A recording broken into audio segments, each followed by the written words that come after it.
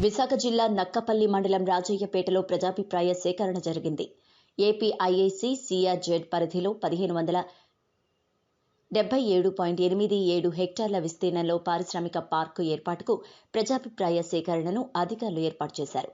నక్కపల్లి మండలం బుచ్చిరాజుపేట, వేంపాడు, డిఎల్పురం, వేంపాడు, చందనాడ, రాజయ్యపేట గ్రామాల్లో భూములపై ప్రజాభిప్రాయ సేకరణ చేపట్టారు. పారిశ్రామిక అభివృద్ధి పేరిట విష రసాయన పరిశ్రమలు వద్దంటూ ప్రజాభిప్రాయ సేకరణలో ప్రజలు పేర్కొన్నారు. హెటరో, డెక్కన్ పరిశ్రమల వల్ల ఇప్పటికే తీవ్ర కాలుష్యంతో అనారోగ్యాల పాలవుతున్నామంటూ అధికారుల వద్ద గ్రామస్తులు వాపోయారు. రైతులకు, గ్రామాల్లో నివసించే ప్రజలకు నష్టపరిహారం చెల్లించకుండా భూసేకరణ జరపడం ఒప్పుకోమంటూ తెలిపారు. కరోనా విజృంభణ సమయంలో ప్రజాభిప్రాయ సేకరణ అవసరమా అంటూ అధికారులను వామపక్ష నేతలు నిలదీశారు. ప్రజా జీవనానికి విఘాతం కలిగించే పరిశ్రమలను అధికారులు ఆపేయాలని, ప్రజాస్వామ్య వ్యవస్థకు విఘాతం కలిగించే ప్రజాభిప్రాయ సేకరణ రద్దు చేయాలని గ్రామస్తులు, వామపక్ష నేతలు డిమాండ్ చేశారు. ఇప్పుడు మీరు చెప్పిన 3599 ఎకరాలు చెప్పారు. 523 ఎకరాలు ఎక్కడ ఉంది? ఏమైనా సాగిపోయింది? వెబ్సైట్ లో సాగిపోయిందా? ఒకసారి మీరు వెబ్సైట్ చూసుకోమని కోరుతున్నాను. మీరు ఇచ్చిన వెబ్సైటే. రెండు మండలాల గురించి ఇందులో మెన్షన్ చేశారు. నక్కపల్లి, రాంబెల్లి ఏ గ్రామాలకు వర్తిస్తుంది? ఎక్కడా లేదు. మండలం అన్నారు. ఏ గ్రామాలకి? 5 గ్రామాలు, ఇక్కడ ఉన్నటువంటి గ్రామాలు, నక్కపల్లిలో గ్రామాలు పేర్కొన్నారు. రాంబెల్లో ఏ గ్రామం కూడా పేర్కోవాలి. అంటే మీ సొంతగా ఏ గ్రామంలో తీసుకుంటారా? ఎక్కడ తీసుకుంటారా? రెండో తప్పు. 3, ఈరోజు నివేదిక తయారు చేసినటువంటి వారు కానీ మీరు ఒక్క కంపెనీనైనా పేరు చెప్పండి. ఫలాని కంపెనీ వస్తుంది ఇక్కడికి, ఒక్క కంపెనీ పేరు చెప్పండి. ధైర్యం ఉంటే ఒక్క కంపెనీ పేరు చెప్పండి. ఇది కేవలం మీరు ఇండస్ట్రీస్ అని చెప్పడం, విశాఖ చెన్నై కారిడార్ అని చెప్పడం, సముద్రాన్ని అమ్మడానికి మీరు చేస్తున్నటువంటి ప్రయత్నం, సముద్ర తీరాన్ని మొత్తం కళా పెట్టుబడిదారులకు అమ్ముతున్నారు మీరు. ఇది దేశ ద్రోహం. ఇది ఈ ప్రాంత ప్రజానీకానికి తీరినటువంటి ద్రోహం, అన్యాయం. అందువల్ల మీరు ఒక్క కంపెనీ కూడా పేరు అనేటువంటిది లేకుండా, ఏ కంపెనీ తీసుకుంటారో తెలియకుండా మీరు గతంలో పీసీపీఆర్ ఏదైతే ఉందో 1,00,000 ఎకరాలు తీసుకోవడానికి 7 మండలాలు విశాఖ జిల్లా, 3 మండలాలు ఈస్ట్ గోదావరి, 10 మండలాలు తీసుకోవడానికి 2013లో మీరు ఇచ్చినటువంటి జీవో. ఇది గవర్నమెంట్ ఆనాడు ఇచ్చినటువంటి జీవో. ఆ జీవోని ఈ రోజు ఎందుకు మార్చారు? అది ఎందుకు క్యాన్సిల్ చేశారు? 2013 జీవో ఇది. దీన్ని ఎందుకు మీరు క్యాన్సిల్ చేశారు? ఆనాడు ప్రజలందరూ వ్యతిరేకిస్తే, ఈ సముద్ర తీరంలో భూములు అనేది ఇస్తే వచ్చేటువంటి కాలుష్య కంపెనీల వల్ల ఈ ప్రాంతాలు బతకలేవని దాన్ని రద్దు చేస్తున్నామని రద్దు చేయడం దాన్ని మళ్ళా ఇప్పుడు ఎందుకు పెట్టారు?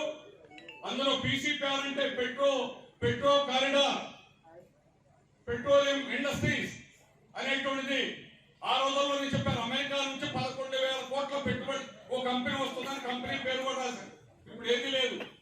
ఇండస్ట్రియల్ కారిడార్ పేరు మార్చారు. నక్షిగా అందంగా పేరు చిత్రీకరించారు. ఈ భవనం అవుతుంది. చక్రాలు వేస్తారా? చక్రాలు చూపిస్తున్నారు మాకు. రేపు నెత్తి మీద అందువల్ల ఎలాంటి అత్యంత ప్రతిష్టాత్మకమైన కంపెనీ కూడా ఇంత శుద్ధ తప్పులతో నివేదిక తయారు చేయడం, దీనిలో అడుగడిగిన ప్రతి పేజీలో కూడా నేను తప్పులు అనేటువంటి చూడగా రాసిచ్చాం. కొన్ని ఇంకా కూడా ఇస్తాం. అందువల్ల ఈ నివేదిక అనేటువంటిది శుద్ధ అబద్ధాలు పుట్టిది, పచ్చి అబద్ధాలు వారు మాట్లాడారు. ఆమె దగ్గర ఉద్యోగాలు ప్రత్యక్షంగా కల్పిస్తాం, 2 రెట్లు అదనంగా కల్పిస్తాం. ప్రజలను మోసం చేసేదాన్ని మీరు చెప్పే మాట ఇది. 30,000 ఏ కంపెనీలు ఇస్తారు? ఏ కంపెనీ తీసుకుంటారు? ఏ కంపెనీలు ఇస్తారు చెప్పండి. సవాల్ చేసి అడుగుతున్నాం. చెప్పండి. ప్రజలు ఉద్యోగాలు వస్తాయంటే భూములు ఇస్తారని మోసం చేయడానికి చేస్తున్నారు మీరు. వీళ్ళిచ్చే ఇక్కడ వచ్చేటువంటి కంపెనీలు నేను బాండ్ రాసిస్తాను. హెడ్ క్వార్టర్స్ ఉండదు, అపోలో ఉండదు, రామ్కే ఉండదు, అట్లా అరవింద్ ఉండదు. వీళ్ళందరూ ఎవరు కొమ్ముడు పోతున్నారు? ఫైజర్ అనేటువంటి అమెరికా కంపెనీకి, ఎబోట్ అనేటువంటి అమెరికా కంపెనీకి వాళ్ళు మోచేతి నీళ్లు తాగి ఈ కంపెనీకి అయ్యేటువంటి డబ్బుల కంటే వాళ్ళు ఎక్కువ ఇస్తారు, వాళ్ళకి అమ్మేసుకుంటారు. ఆ రకంగా అమెరికా ఇక్కడ ఉన్న కంపెనీలే దిక్కు లేదు, వాళ్ళు పట్టించుకోవట్లేదు. ఈ పక్కనే ఉప్పుటేరు, దాని మీద బతుకుతున్నారు ఈ గ్రామ ప్రజలు. మరి ఆ గ్రామ ప్రజలకు ఈ రోజు ఉప్పుటేరు ఉందా? చేపలు ఉన్నాయా? వాళ్ళకి భూములు లేవు, పుట్టలు లేవు, వాళ్ళ ఆధారం ఇందాక చెట్ల గురించి చెప్పారు. చేస్తామని చూపించండి. ఇది ఇప్పుడే కాదండి, పాత కంపెనీలు కూడా వర్తిస్తున్న చట్టం. కొత్తగా పెట్టిన కంపెనీలకే కాదు, పాత వాళ్ళు కూడా వర్తిస్తుంది. ఎక్కువ డ్రగ్స్ ఎక్కడ ఉన్న వాళ్ళు పనిచేస్తున్నారండి, అలాగే పరవాడలో ఎక్కడ ఉన్న వాళ్ళు పనిచేస్తున్నారండి. పరవాడ కంపెనీలో చుట్టూ ఉన్నటువంటి గ్రామస్తులు, అంటే ఉద్యోగం, వాడు బయట వాడని నేను శ్రీకాకుళం, విజయనగరం, విజయవాడ నుంచి వచ్చానని చెప్పుకొని ఉద్యోగం సంపాదించుకుంటాను. అంటే స్థానికులు అనేవాళ్ళు అంత పాపాత్మలా, అంత చెడ్డవాళ్ళ, అంత దుర్మార్గులా, ఎందుకు ఈ రకంగా వ్యవహరిస్తా ఉన్నారు? వాళ్ళకి చెప్పగలిగినటువంటి ధైర్యం ఈ ప్రభుత్వాలకు లేదు. సీఎంఓ ఆఫీస్ నుంచి కానీ లేదా పిఎంఓ ఆఫీస్ నుంచి వస్తాయండి వాళ్ళ ఉత్తర్వులు. ఎందుకంటే వాళ్ళు అంత పెద్దవాళ్ళు, డబ్బులు పెట్టి ఎవరినైనా కొనగలరు. ఎవరు కింద వాళ్ళని, ఎవరిని ఏ చిన్న అధికారులు, కలెక్టర్లు, వాళ్ళు ఎవరు కూడా వాళ్ళకి పనికిరారు, వాళ్ళ తాలూకే అక్కర్లేదు. అందుకని అంతంత ఉన్నత స్థాయిలో పిఎంఓ నుంచి ఆర్డర్ వేస్తారండి. ఆర్డర్ల ప్రకారం ఈ రోజు అమలు చేస్తున్నారండి. ఉపాధి అనేటువంటి సూత్రం ఏమిటంటే, పరిశ్రమలు వచ్చే దగ్గర ఉన్న నువ్వు ఈ రోజు జీవించేటువంటి దానికంటే మెరుగు 18 లక్షలు ఇవ్వాలి సార్. ఇక్కడ ఇవ్వలేదు. యువరాజు గారు కలెక్టర్ గా ఉన్నప్పుడు 2016 నవంబర్ మాసంలో రైతులతో సమావేశం నిర్వహించి ఈ ప్రాంతంలో భూములు కోల్పోతున్నటువంటి రైతులకి జరైతీ భూములతో సమానంగా మేము నష్టపరిహారం చెల్లిస్తామని చెప్పి మినిస్టర్ ఇవ్వడం జరిగింది సార్. ఇటీవల వచ్చినటువంటి అధికారులు ఎవరికైనా చూపిస్తే ఆనాడు కలెక్టర్ గారు లేదు కదా, మేము ఎందుకు ఇవ్వాలనే పద్ధతిలో మాట్లాడుతున్నారు సార్. అంటే దీన్ని బట్టి చూస్తే ఈ ప్రాంత రైతాంగాన్ని మోసం చేయడం కాదని చెప్పేసి సందర్భంగా అడుగుతా ఉన్నాం. విజయనగరం జిల్లాలో అంతర్జాతీయ విమానాశ్రయానికి సంబంధించి భూములు సేకరించారు. అక్కడ ఎకరానికి 32 లక్షల రూపాయలు ఇవ్వడం జరిగింది. కొంతమంది రైతులు రాష్ట్ర హైకోర్టును ఆశ్రయిస్తే ఈ ఫార్మ్ భూమి కూడా 32 లక్షలు ఇచ్చేశారు. సాగులో ఉన్నటువంటి భూమి కూడా 32 లక్షలు ఇచ్చేశారు. అదే మన రాష్ట్రంలో పక్కన ఉన్నటువంటి జిల్లాలో ఇచ్చినప్పుడు నక్కపల్లి మండలంలో ఎందుకు ఈ ఫార్మ్ భూమి కూడా మీరు జరైతీతో సమానంగా నష్టపరిహారం చెల్లించాలని చెప్పేసి సందర్భంగా అడుగుతున్నారు సార్. దీన్ని పరిగణలో తీసుకోవాలి సార్. అలాగే సాగు భూములకి నేటికి కూడా చిల్లి గమ్మ కూడా ఇవ్వలేదు చేసి గారు. అడుగుతా ఉంటే సాగు భూములు అంటే మా భూములు కదా, మేము డబ్బులు ఇవ్వమని చెప్పేసి ఇక్కడ స్థానిక తహసీల్దార్, ముఖ్యంగా ఆర్ఐ రెవెన్యూ ఇన్స్పెక్టర్ క్రాంతి ఆయన రైతులు భయపడతారు సార్. క్రాంతి గారు మీరు ఆయన మీద సీరియస్ యాక్షన్ తీసుకోవాలి. ఏ గ్రామం అయినా మా సాగు భూములు డబ్బులు ఇవ్వండి, మా డిపార్ట్మెంట్ డబ్బులు ఇవ్వండి అని చెప్పేసి అంటే ఆయన ఆ ప్రజల్ని భయపెట్టడం చేస్తున్నారు సార్. జేసీ గారు దయచేసి మీరు దీన్ని అమలు చేసుకొని ఆయన మీద సరి తీసుకోవాలని ఈ సందర్భంగా మీ దృష్టికి తీసుకొస్తాను సార్. రైతులు అడగండి. కాబట్టి అదేవిధంగా మన రాష్ట్ర రాజధానికి సంబంధించి రూపాయల పెన్షన్ లేకపోతే 12 ఉద్యోగం ఇవ్వాలని చెప్పేసి ఆ చట్టంలో ఉంది సార్. అనేక కోర్టు తీర్పులు ఉన్నాయి సార్.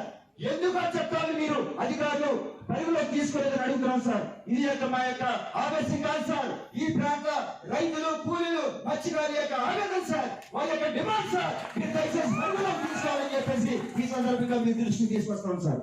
రెండోది 2016లో అవార్డు పాస్ చేసింది సార్.